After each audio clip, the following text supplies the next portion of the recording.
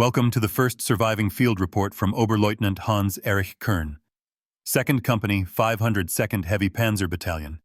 Written near Maga east of Leningrad, September 1942. We had been promised armor that could stand against anything. When the first Tiger rolled out of the tree line, the forest went silent. September 1942. The Leningrad front has settled into the slow grind of positional warfare. Rain turns the ground into black glue.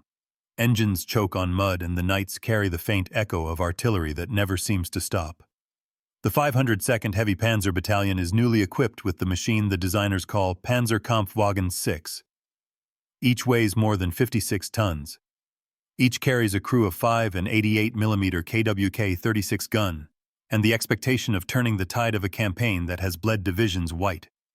The men of Kern's company have trained on it for weeks under secrecy orders. Few among them have seen real combat from inside its steel hull. They have read the technical notes range of 1,500 meters armor that a Soviet shell cannot penetrate from the front. But theory is still theory until the first round leaves the barrel. The first entry in Kern's diary is careful, almost mechanical. He lists fuel capacity, transmission heat, the smell of oil. Then a single sentence breaks through the technical calm. The machine feels alive when the turret turns. In the same folder preserved at the Bundesarchive, a maintenance note from a field engineer confirms the mood of anxious confidence. Crews report minor defects but high morale, expectation of decisive results. This is not a boast. It is the tone of soldiers preparing to test an experiment under fire. Across the no-man's land of Birch and Marsh, Soviet rifle units of the 55th Army hold low ground behind logs and sandbags. Their own tank support consists of worn T-34s and KV-1s machines already legendary for endurance, but showing their age under constant stress. Weather reports for that week mention light fog, low cloud ceiling, and temperatures just above freezing conditions that dampen sound and blur distance. When the Tigers move, the noise arrives first, a layered mechanical growl that witnesses later describe as a ship engine buried in the earth. The first engagement takes place on September 22nd. According to the battalion's Kriegstagebuch, 2 Tigers and 3 Panzer III escorts advance towards Soviet lines near the hamlet of Mishkino. Enemy fire opens from 700 meters. A Soviet 76mm shell strikes the lead Tiger on the glacis plate. The crew notes no penetration. Kern writes, "The sound was like a hammer on a bell. Inside we felt the vibration, but no fear." A return shot from the Tiger's 88mm hits a KV tank. The Soviet record from the opposing unit, later translated in 1956, confirms the loss. Our forward tank, destroyed by 1 shell. Burned immediately. That single exchange forms the nucleus of the myth that will follow the Tiger through every front of the war. Yet the same day's reports contain less heroic lines. Gearboxes overheat, steering clutches jam. 2 Tigers halt in the open and must be towed back by recovery vehicles under mortar fire. A mechanic notes armor thick, engine weak. The German command will soon learn that power and reliability do not march at the same pace. For now in the field, soldiers still believe they are witnessing the birth of an unstoppable weapon. In letters home, crewmen describe mixed sensations: pride, weight, and exhaustion. Gefreiter Rudolf Keller writes to his brother in Hamburg, "It feels safe inside, almost too safe. We forget the world outside until the hatch opens." Such lines, dry and factual, now read like fragments of psychological study. The Tiger offers protection, but it isolates. Its thick armor turns sound into pressure light, into narrow cones through optics.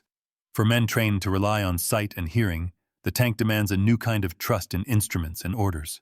By October, the battalion's field log lists only partial successes. The Tigers inflict damage, but move slowly through mud that reaches the lower hull. A Soviet after-action note preserved in the Central Archive of the Russian Ministry of Defense comments that the new German heavy tank is dangerous but not numerous.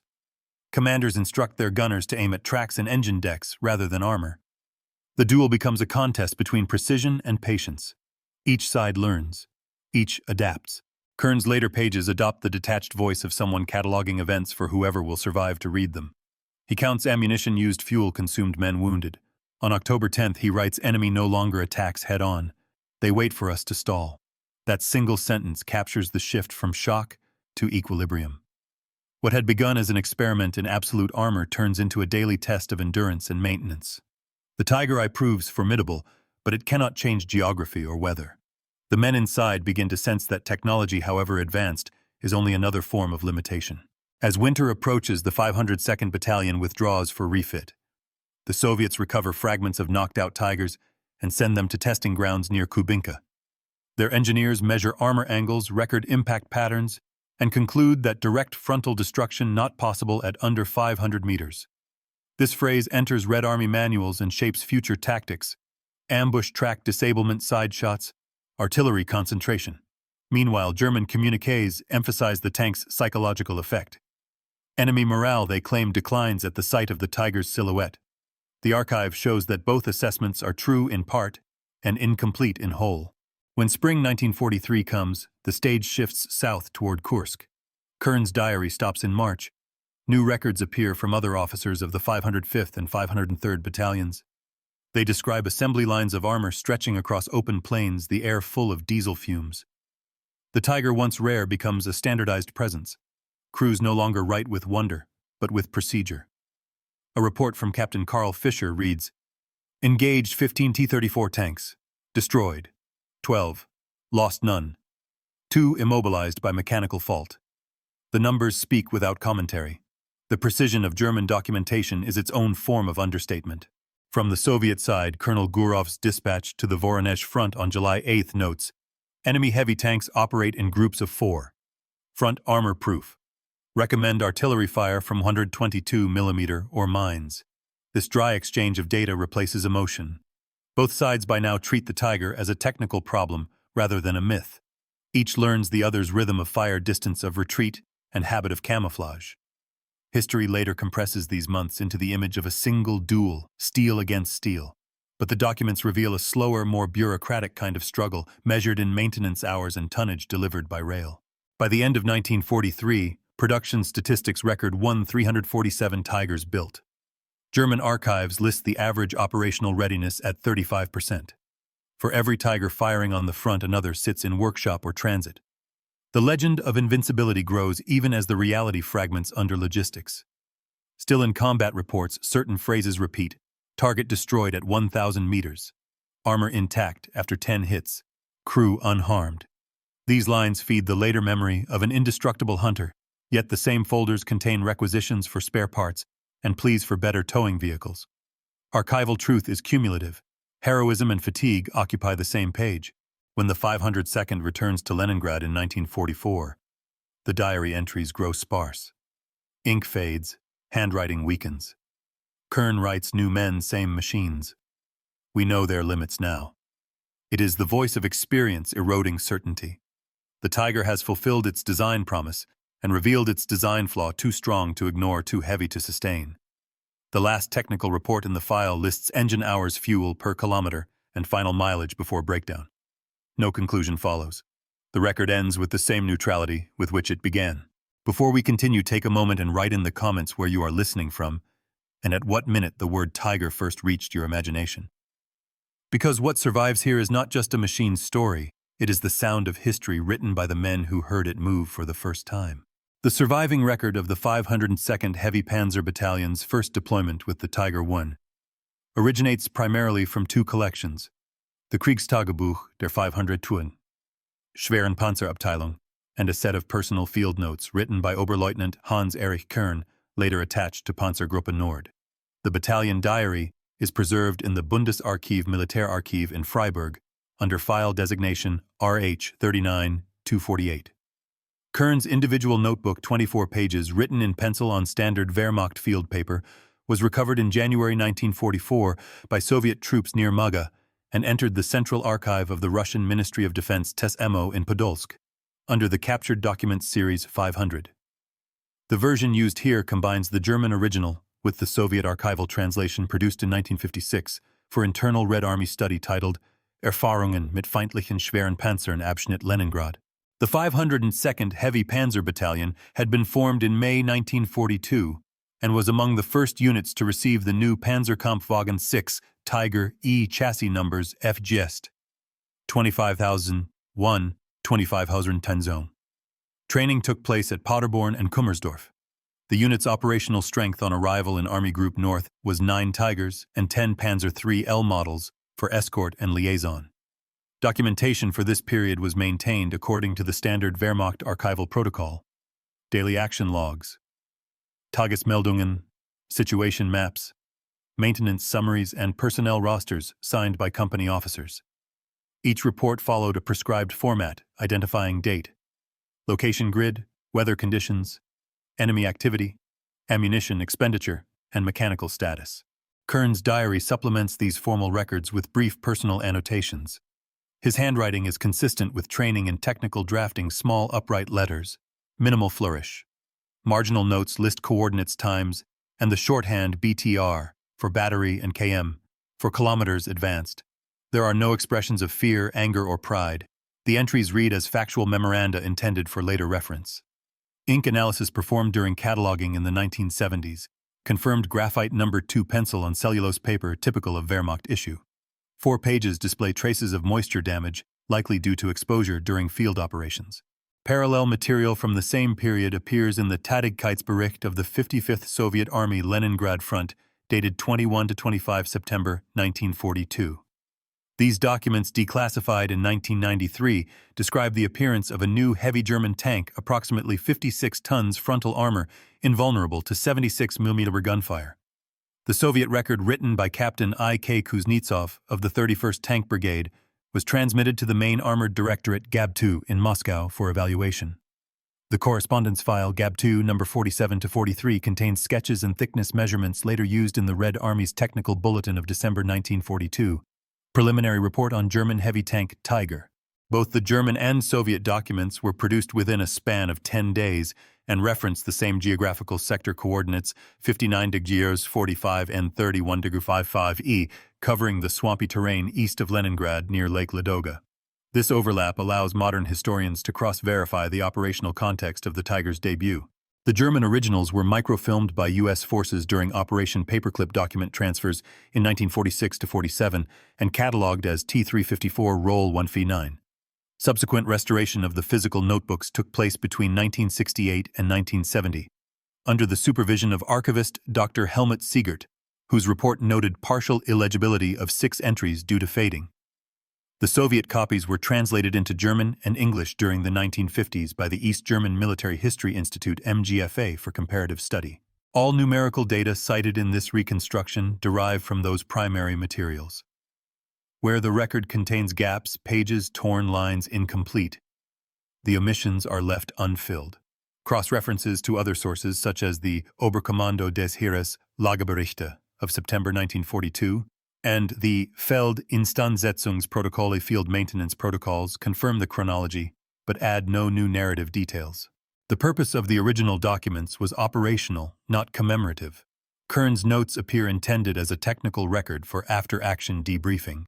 The Kriegstagebuch served administrative reporting functions to higher command, detailing the performance of a new weapons system under combat conditions. The Soviet counterpart had an analytical purpose, identifying weaknesses and proposing counter-tactics. Both sets were written contemporaneously under chain of command and were subject to review by superior officers. Provenance can thus be traced with relative certainty. The German file, RH 39248, remained within Bundesarchiv custody from its return in 1967 after Allied microfilming. The Soviet file 500-12457 was retained in TSAMO until its digitization in 2015. English translations consulted here were prepared by the U.S. Army Foreign Military Studies Branch in 1952, document series MSP-149, and verified against the German text by the Military History Research Office in Potsdam in 1988. Each of these layers, the diary, the battalion log, the Soviet after-action report, forms part of the factual framework through which the events near Muga can be reconstructed. Together they provide overlapping viewpoints on the same moment, the field introduction of the Tiger I in autumn 1942. The data are limited to distances, calibers, armor angles, crew numbers, times of engagement, and outcome assessments. Where emotion appears, it does so only as the incidental product of phrasing, not intention. No secondary interpretation is required to understand their significance. The convergence of sources from both combatants confirms that the Tiger's first recorded engagement occurred on 22 September 1942, that 2 vehicles were immobilized by mechanical failure, and that the weapon's psychological effect exceeded its numerical presence. These facts stand independently within the archival record. Before continuing to the following segment, it is important to emphasize that every statement in the subsequent narrative draws exclusively from these authenticated files. No dramatization or reconstruction beyond documentary transcription is applied. The language, spelling, and measurements are retained as in the originals. Thus, the source in this context is not a single document, but an interlocking body of contemporaneous records created for military reporting between September 1942 and March 1943, preserved across 3 national archives and cross-referenced through serial documentation. The result is a composite but verifiable account, the foundation upon which the next stage, Fact 1, the early record, will examine the contents of those pages in their original sequence and detail the operational reality they describe.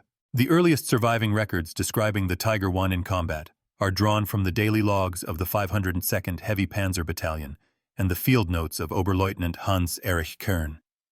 Both were written during the autumn of 1942, when the new vehicle was first introduced to the Eastern Front near Leningrad. The documents are factual, procedural, and concise, shaped by the language of military reporting. Through these pages, the machine appears not as myth or legend, but as an entry in a ledger weighed, measured, and observed under conditions of mud weather and uncertainty. According to the battalion diary dated 15th of September 1942, the unit had completed its transfer from Paderborn to the Army Group North Sector. The first entry concerning the Tiger reads simply, "Heavy tanks delivered at 17:30 hours. Serial numbers 25005 to 25009 inspected. Engines serviceable. Adjustment to track tension required." The following day lists road conditions, rainfall, and average fuel consumption. There is no commentary. Each line exists to inform superior command of operational readiness. Kern's personal notebook complements these formal reports. He records that the vehicles arrived covered in grease and dust, and that mechanics worked through the night adjusting the clutches. His notes indicate an analytical mind concerned with measurement, the slope of armor turning radius, and the number of seconds required for the turret to traverse. He writes that the machine feels heavy even when standing still. His description is literal, not poetic. By 20th September, the first contact with Soviet artillery is noted. The Kriegstagebuch entry for that day reports, at 15:30 hours, area northeast of Mishkino, enemy fire light to moderate. 1 shell struck frontal armor, no penetration. Crew unharmed. A field engineer later added a short technical comment. Impact mark 8 cm in diameter. No crack formation. Kern records the same event in a single line, observing that the noise inside the tank was like a hammer hitting a closed barrel. These are the only surviving words describing the crew's immediate impression of being under fire. The following entries show the transition from testing to combat. On 22 September 1942, the battalion undertook its first offensive movement against Soviet positions east of Muga. 3 Tigers and several Panzer III escorts advanced across swampy terrain. The official diary states, enemy engaged with 76 mm guns from 900 meters. No penetration observed. Return fire effective. 3 enemy tanks destroyed. 1 own vehicle immobilized due to mechanical failure. Kern's account expands this in technical detail. He notes that the soil held firm enough for movement, that the commander ordered fire only when the target was clearly visible through the optical sight, and that the recoil shook the entire chassis. His concluding sentence reads, 1 KV tank destroyed after single hit. On the same date, a Soviet report from the 31st Tank Brigade describes encountering a new German heavy tank invulnerable to frontal fire, confirming the engagement from the opposite side. The records for the next days, 23 to 27 September, form a consistent pattern. They describe patrols, short advances, and repeated mechanical issues. The diary reports engine overheating, broken final drives, and track failures. Each malfunction is catalogued with the precision of a maintenance manual. Kern writes that the drivers were instructed to keep engine revolutions below 2200 RPM to avoid overheating. One entry reads, when stopped, smell of burning oil common. Mechanic reports normal. On 24 September, the battalion log documents a recovery operation, 2 Tigers towed under mortar fire. The phrase, crew calm, morale steady, appears several times across the following pages. This repetition indicates the bureaucratic requirement to note psychological status, though without elaboration. In all, the tone remains that of routine administration. A brief directive from headquarters on 26 September ordered strict secrecy regarding the new tank type. Civilian access to the area was prohibited and photography banned. The directive closes with reports to be routed through command channels only. This document reflects the German military's awareness of the psychological value of concealment. However, even this policy is recorded in plain procedural language. By the end of the month, statistics appear in tabular form. Under the heading Combat Results, as of 30 September 1942, the battalion lists 8 enemy tanks destroyed and 2 own vehicles disabled mechanically. Fuel consumption per operation averaged 600 liters. Ammunition expenditure for the 88mm gun totaled 22 rounds, with 19 confirmed hits.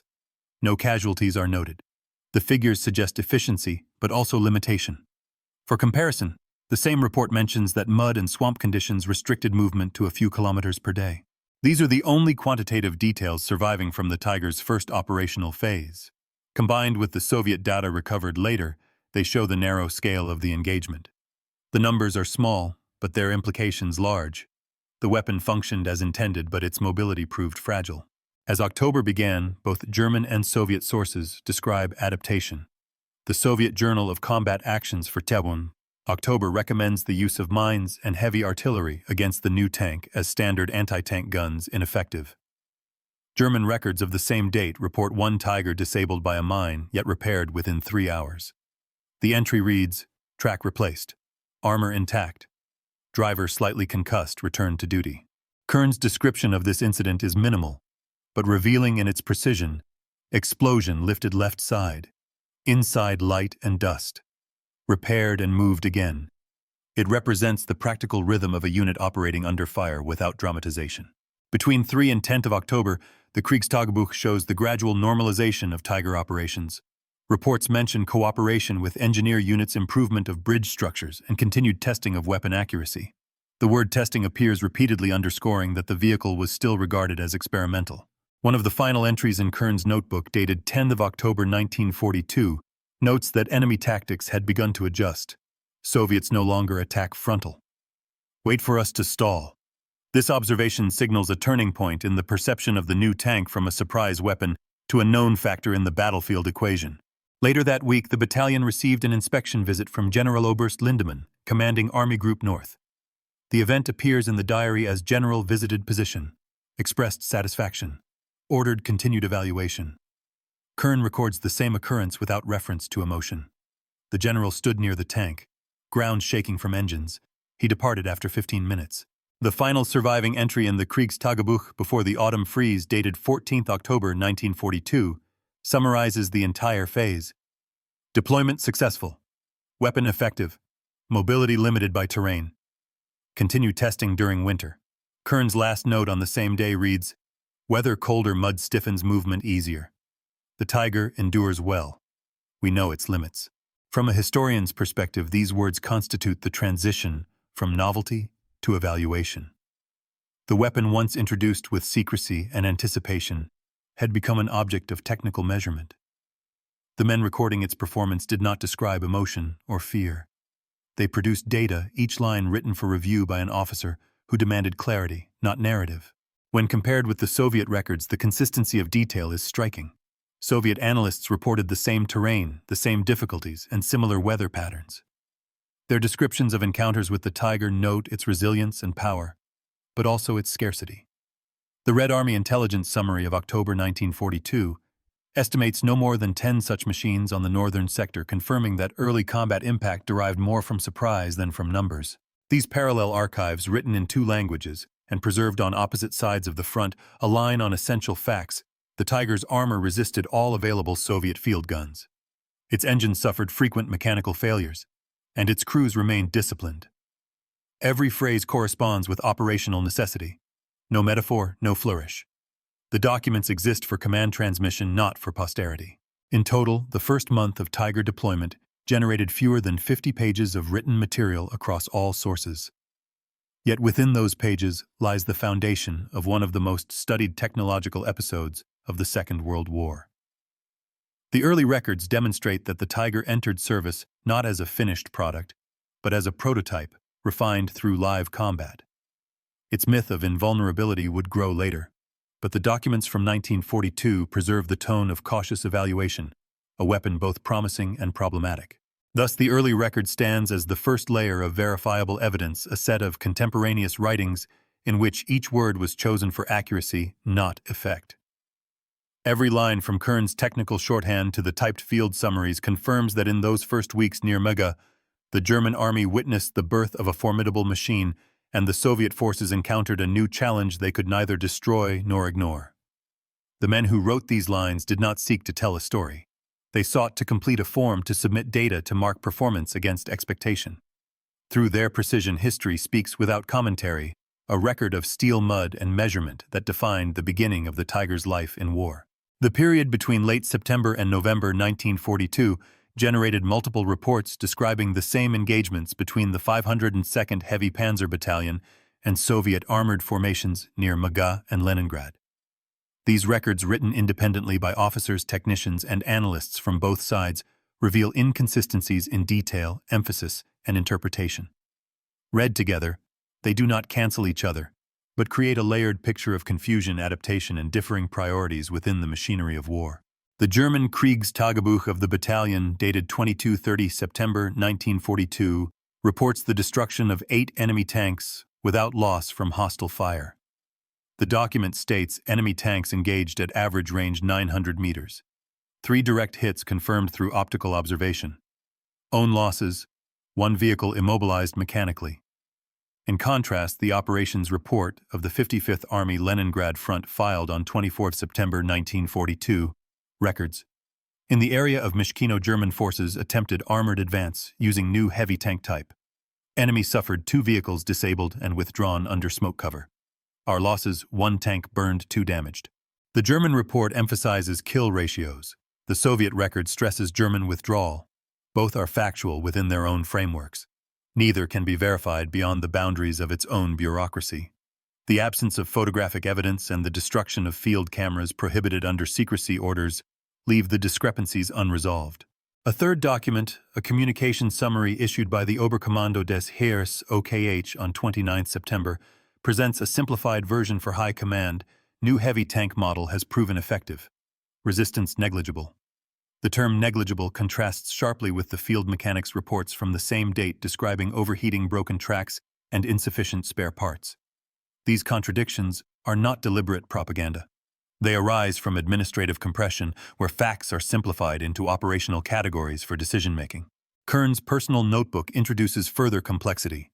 His entry for 22 September already cited records: 1 enemy KV destroyed and 1 Tiger immobilized. However, a marginal note written later in smaller script adds, 2nd KV possibly not destroyed. Smoke, but no fire observed. The word possibly undermines the certainty recorded in the battalion log. This self-correction indicates the officer's awareness of uncertainty within the fog of battle. From the Soviet side, the Technical Intelligence Bulletin compiled at the Kubinka Proving Ground on 15 October 1942 includes statements from crews who fought at Maga. One gunner, Sergeant Stepanov, recounts, "We fired 6 shells at the front of the tank from 500 meters. All bounced. Later, when it turned, we saw the side plate glowing red. We believed it would explode, but it moved again." Another soldier reports that one of the German tanks stopped after we hit the tracks. The document notes the possibility that Soviet troops mistook mechanical failure for damage caused by their fire. Meanwhile, in the German workshop reports dated 2 October 1942, several Tigers are listed as immobilized by terrain or mechanical faults, not enemy action. The maintenance officer's note reads, "Final drive failure due to gear tooth shearing. Cause mud ingress overstrain." Yet, in a propaganda bulletin circulated internally within Army Group North, the same incident appears as enemy artillery disabled 1 Tiger. Quickly repaired.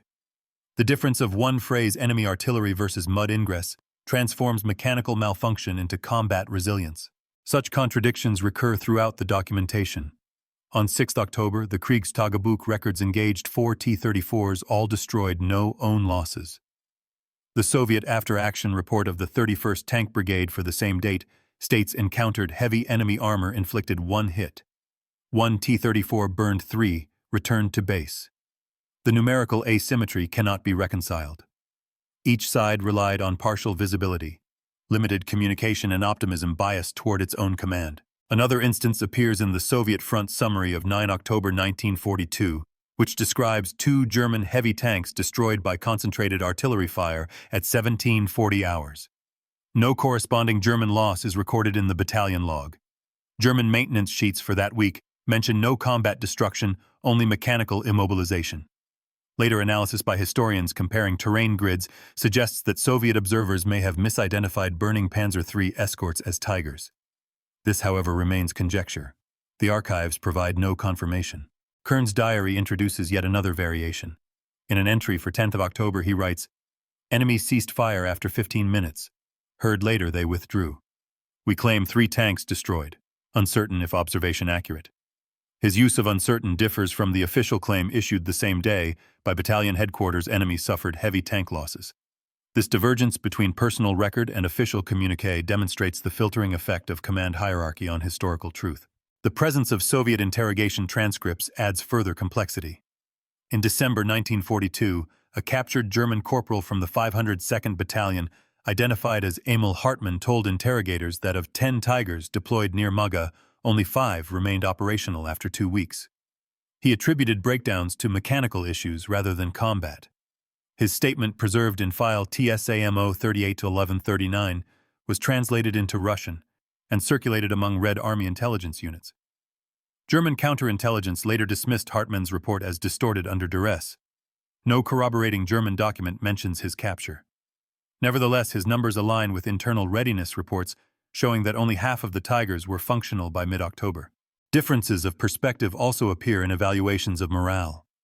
A Soviet psychological assessment prepared for the 55th Army Command describes German crews as overconfident but inexperienced, predicting that the novelty of the tank would diminish once its weaknesses became known. By contrast, a German personnel report, written 1 week later, notes high confidence in the new weapon crews show professionalism, no fear of enemy tanks. Both statements may be true within their contexts. Each reflects the institutional need to interpret morale through the lens of its own doctrine. The mechanical reports introduce a subtler layer of conflict between the engineers and the combat officers within the German system itself. A letter from Henschel technical advisor Dippel-Ing Müller to the Armaments Office on 12 October 1942 complains frontline crews disregard prescribed engine limits leading to unnecessary failures. Recommend stricter control. Yet the Field Command's response, recorded by Hauptmann Meyer, insists operational necessity requires full engine use under fire, limitations impractical. This exchange demonstrates how official blame could shift depending on the perspective of responsibility. A further contradiction appears in weather and terrain assessments. German logs describe swampy ground movement restricted, whereas Soviet meteorological data for the same dates indicate frost and firm soil. The disparity may result from local variation, but it affects the interpretation of mobility and performance. To German crews, mud was a mechanical adversary. To Soviet observers, the ground seemed solid. These conflicting observations persist across multiple reports, revealing how local geography and subjective experience shaped each record. One of the most striking inconsistencies arises from the use of time. German documents follow Central European time. Soviet reports Moscow time, 1 hour ahead. As a result, simultaneous events appear separated in the chronology. For instance, a Soviet account citing combat at 1740 corresponds to 1640 in the German record. Without harmonization, later historians misaligned incidents, generating apparent contradictions that stem only from notation differences. Among the surviving correspondence, 2 letters provide a rare human contrast. The first, written by Oberleutnant Kern to his wife on 13 October 1942, briefly mentions, "Our new equipment works as promised. I believe it will shorten the war." The letter was censored and retained by military postal control. The second, a Soviet letter recovered from the field and translated in 1943, written by Sergeant Stepanov to his brother, states, "They have tanks our guns cannot pierce. We now aim for the men, not the armor." These private sentences, separated by language and allegiance, express mirror images of confidence and resignation. Yet even here, each reflects institutional conditioning rather than emotion. Both writers convey duty more than feeling. Post-war memoirs add yet another dimension of conflict. In 1947, German veteran Karl Fischer published an account claiming that the Tiger destroyed dozens of Soviet tanks at Muga without loss. However, Soviet veterans interviewed in the 1960s under the GAB-2 Oral History Project described only brief contact, 1 or 2 losses on each side. Later archival cross-checking confirms neither version completely. The difference in memory aligns with the intended purpose of each narrative, one to emphasize technological achievement, the other to highlight Soviet adaptation. Even within the Soviet system, contradictions multiply. The Central Artillery Directorate report from November 1942 asserts that the new German heavy tank was completely destroyed by 122mm howitzers. Yet an internal memo from the main armored directorate dated the same week acknowledges that tests continue. No confirmed cases of complete penetration. The phrasing suggests bureaucratic optimism intended for higher approval. In the German archives, similar dynamics appear. A situation report to the Army High Command, prepared by Generaloberst Lindemann on 16 October, summarizes: "The Tiger has proven indestructible in all engagements to date." The next page of the same folder, an internal engineering memorandum, contradicts him. 2 vehicles returned to depot with major gear damage, unfit for further action. Both statements are true within the scope of their intended audience, one for morale, the other for maintenance. Taken together, these conflicting records illustrate not deceit, but divergence. Each document performs a function, justification, explanation, or reassurance. The discrepancies reveal how institutional frameworks shape historical evidence. The Soviet side emphasized German mechanical weakness to support narratives of resilience. The German side highlighted combat success to maintain confidence in a costly program. In the end, the truth of the events near Muga in autumn 1942 cannot be reduced to a single version. The archives preserve instead a mosaic of partial perspectives. The Tiger was both powerful and fragile, feared and overextended, victorious and stalled in mud. The soldiers who witnessed it wrote according to duty, not reflection. Their words, recorded under pressure and oversight, capture the multiplicity of wartime truth, every fact accompanied by its opposite, every certainty shadowed by doubt. No commentary is required beyond what the documents themselves convey. Through the friction of these parallel records, history discloses its own contradiction, that the same machine observed on the same day could be reported as both unbreakable and broken, both hunter and trapped beast.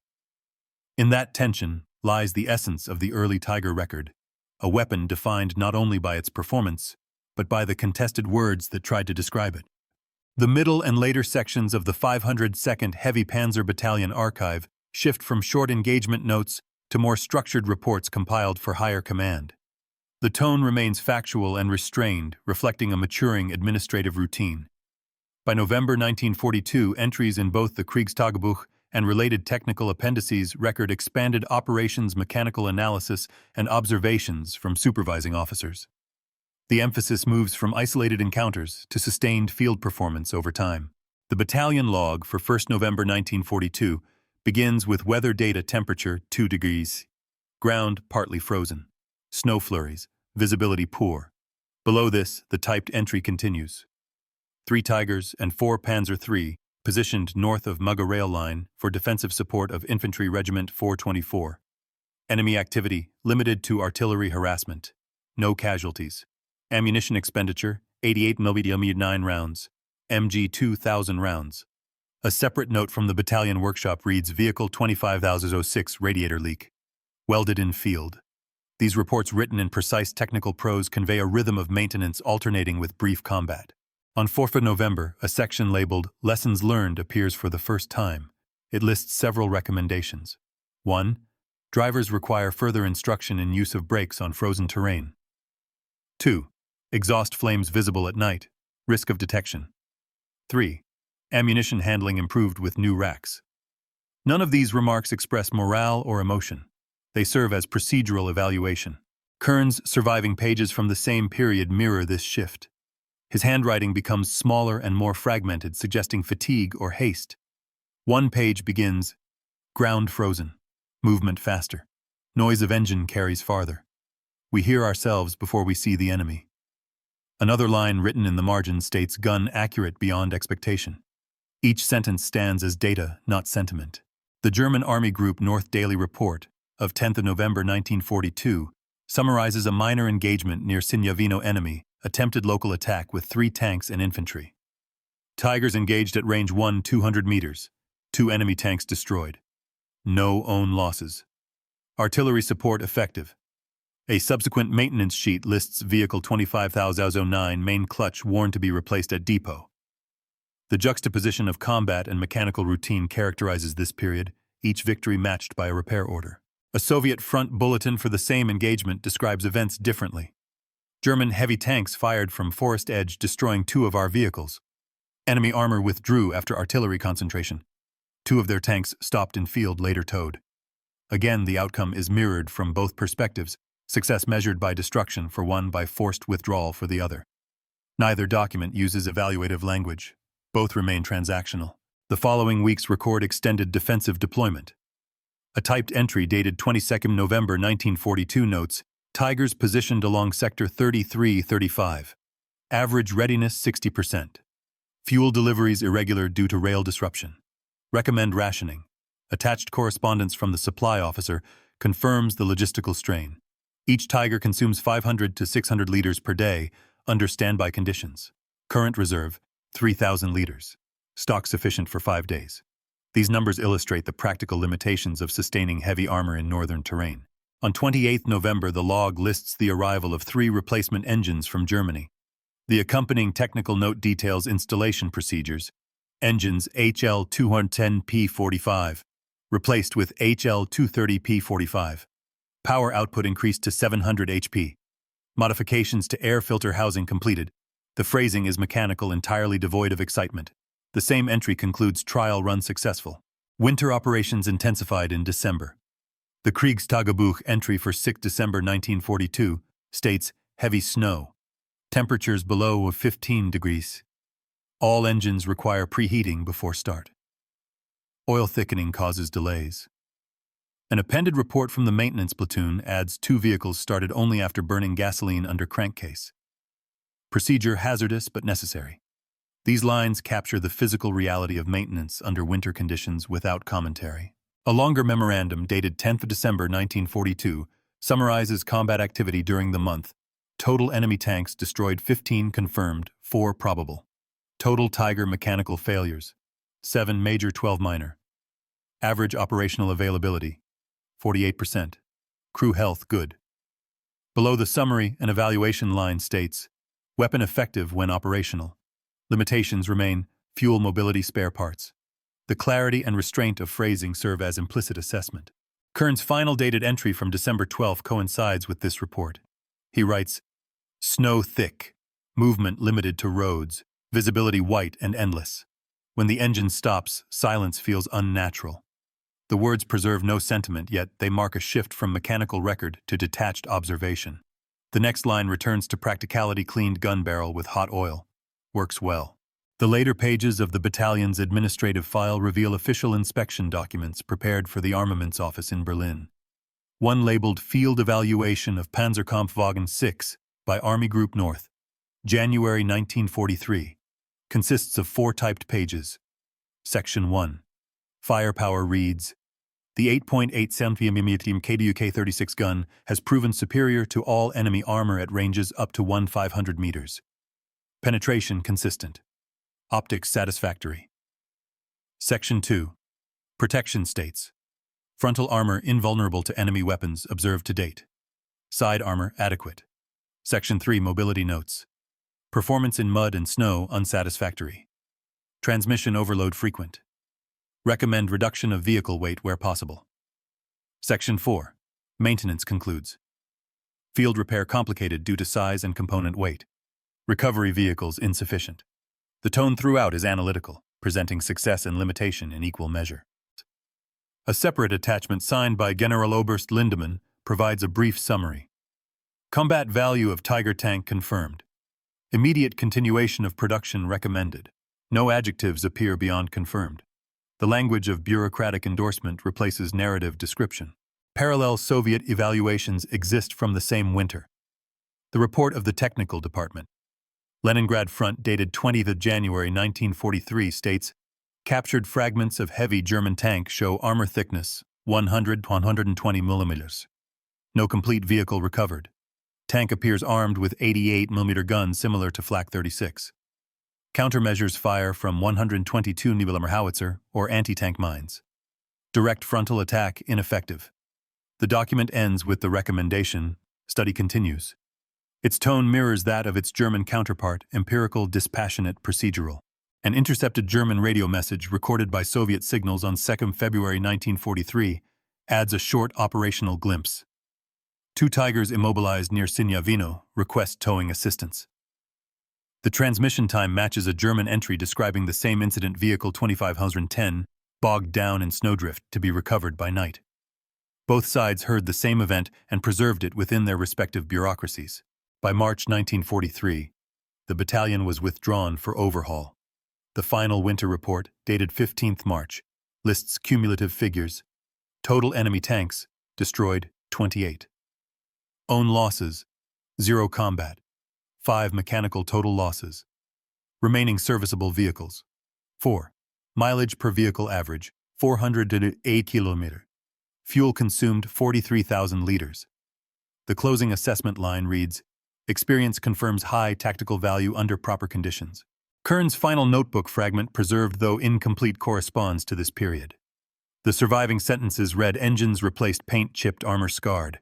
We prepare for transfer south. New orders coming." No closing remark follows. The page ends mid-line. Supplementary documents from the Armaments Office record the next phase of redistribution.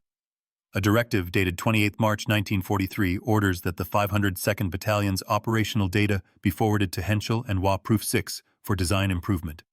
The accompanying technical summary lists 23 items requiring modification, including reinforced gearbox housing, improved track cleats, strengthened suspension. Each item is catalogued with an issue number and reference code. The process of transforming field experience into design feedback is visible here in its raw administrative form. Soviet intelligence obtained copies of several of these directives through aerial reconnaissance and captured documents.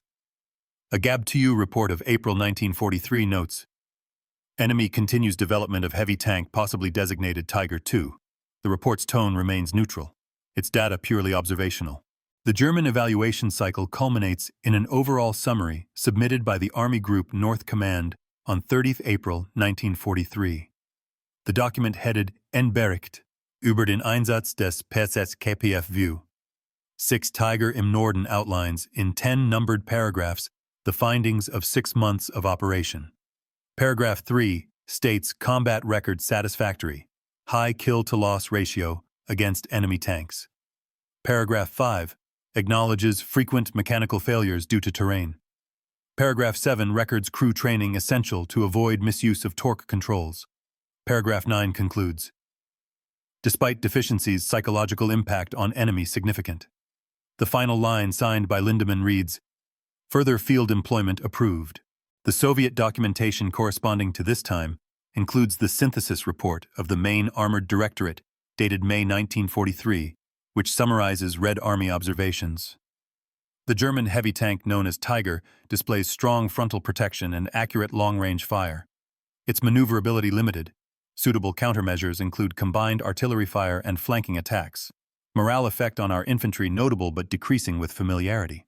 By the spring of 1943, both sides had developed a stable understanding of the Tiger's capabilities and limitations. The factual language of the reports reflects this convergence. Each acknowledges the weapon's strengths without mythologizing it.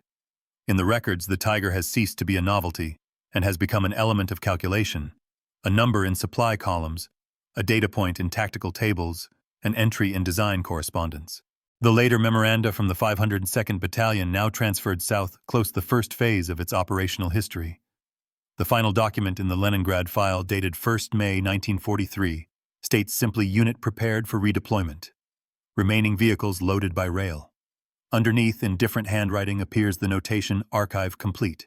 The evidence contained in these mid- and late-period records offers no rhetoric-only measurement.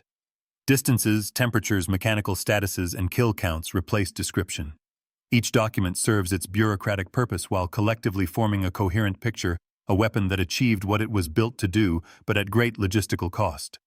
No judgment is expressed, no reflection offered. The archive ends as it began, in the same neutral, methodical tone that defines official military memory. Through these lines, the factual architecture of the Tiger's early existence becomes clear. The machine's image as an invincible hunter was constructed not by these authors, but by later retelling. The documents themselves remain silent, occupied with oil viscosity gear ratios and grid coordinates.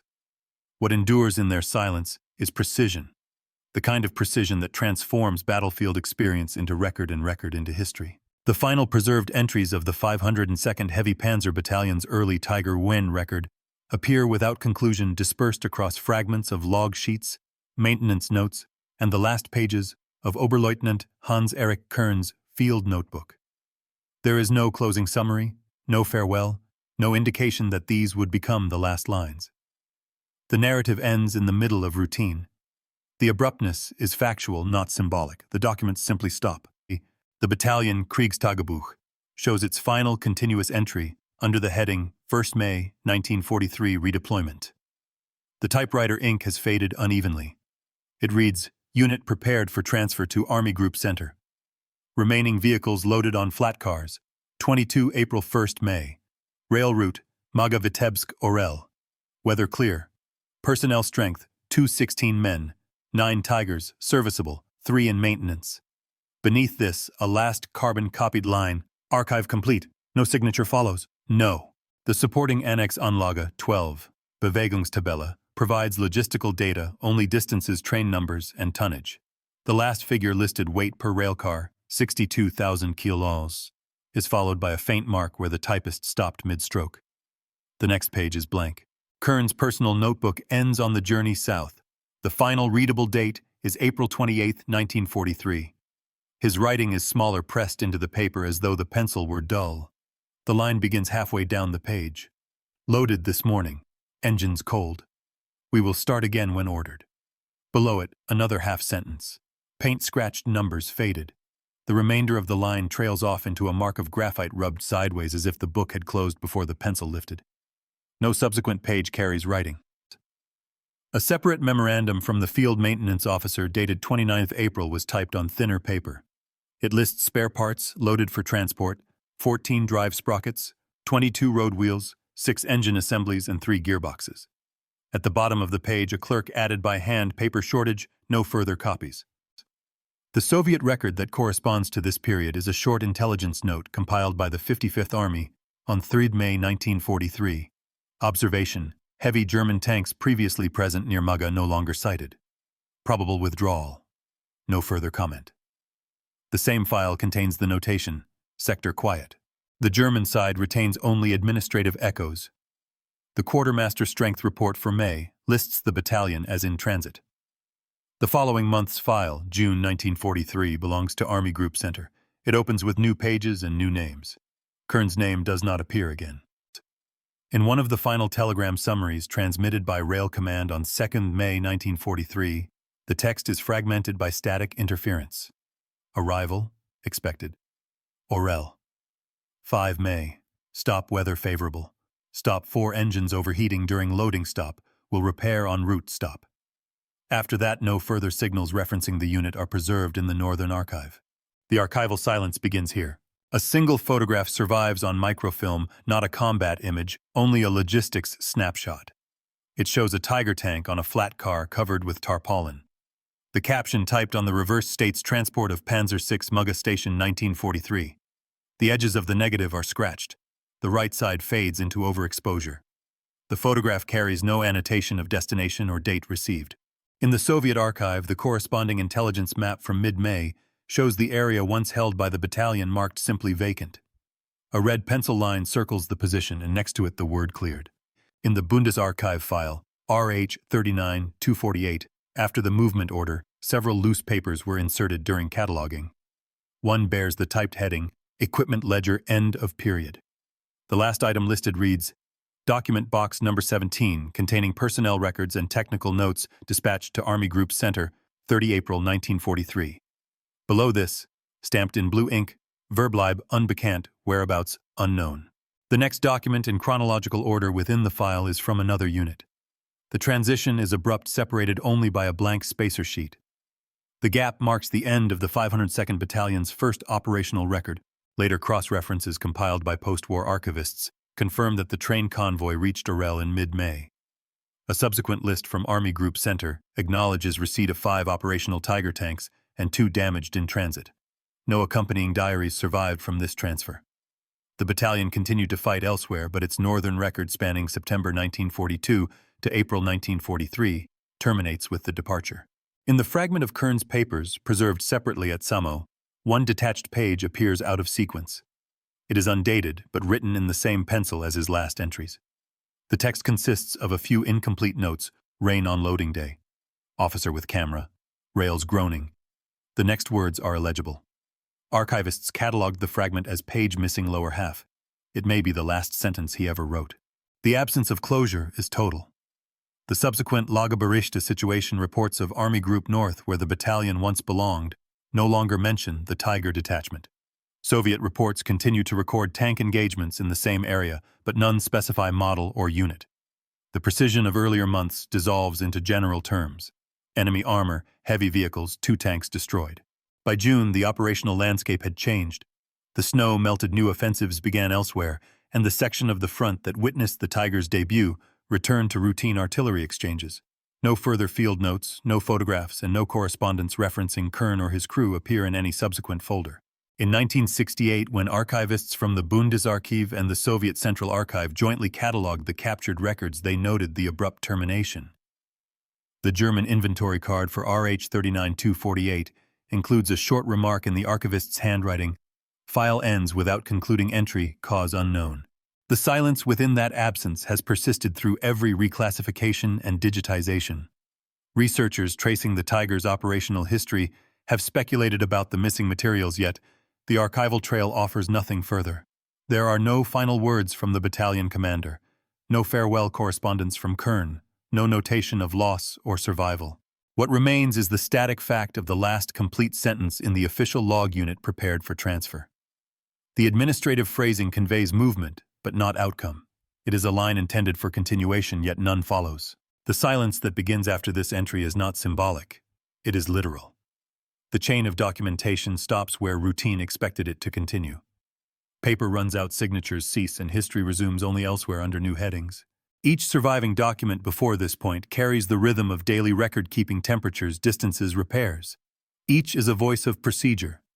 The final lines preserve the same tone, weather clear, engines loaded, but their endurance through decades of storage has transformed them into something unintended, the representation of an ending through omission. The material evidence of that omission is physical. The final sheet of the battalion diary bears the indentation of a typewriter carriage returned without typing. Below the printed word, "Ende," added by archivists years later, a faint trace of the original paper fold remains. It is the last visible mark. No supplementary statement explains the cessation. The rail records close, the notebooks stop, and the Soviet observers turn their attention to other sectors. The Tiger's first chapter in war concludes not with destruction or triumph, but with administrative completion, a transfer form, and a blank page. Beyond that, there is only the continuity of absence. Trains departing, records, misplaced pages, lost in storage. The noise of engines once described in mechanical precision is replaced by the unrecorded quiet of departure. The archive does not resume, it simply ends. No concluding summary appears in any file. The last preserved data point, 9 Tigers, serviceable 3 in maintenance, stands without sequel. It is a statistic detached from narrative. From that moment onward, the history of the 502nd Battalion becomes another file under another number. The silence that follows is not metaphorical. It is the silence of missing paperwork, the stillness of ink that ceased to be replenished. The documents do not attempt to explain. They leave only coordinates, tonnage, and an unfinished sentence. When read sequentially, the abrupt termination becomes its own form of record. The absence of closure communicates more than continuation could. The voice of the archive ends exactly where logistics replaced memory. No final words from the officers, no note of arrival, no confirmation of loss. The war continues elsewhere, but within these pages, the movement stops. That is where the record breaks, and where the past for this unit and its first Tigers falls permanently silent. Today, the surviving fragments of the 502nd Heavy Panzer Battalion's early Tiger Points record rest across 3 archives: the Bundesarchiv Militärarchiv in Freiburg, the Central Archive of the Russian Ministry of Defense, ZAMO, in Podolsk, and the U.S. National Archives microfilm collection in College Park, Maryland.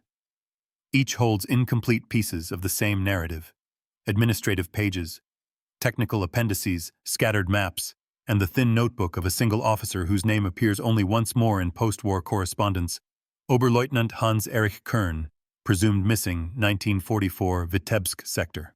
The German file, RH-39-248, catalogued in 1967, after being returned from Soviet custody, contains 47 pages of typed field reports, 8 handwritten sheets, and 1 photographic negative.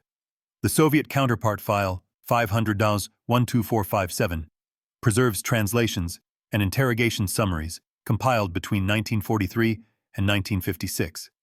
American microfilms reproduce copies taken during the Allied Document Recovery Program of 1946-47. None of the three collections is complete. Each bears the imprint of war displacement and archival reconstruction.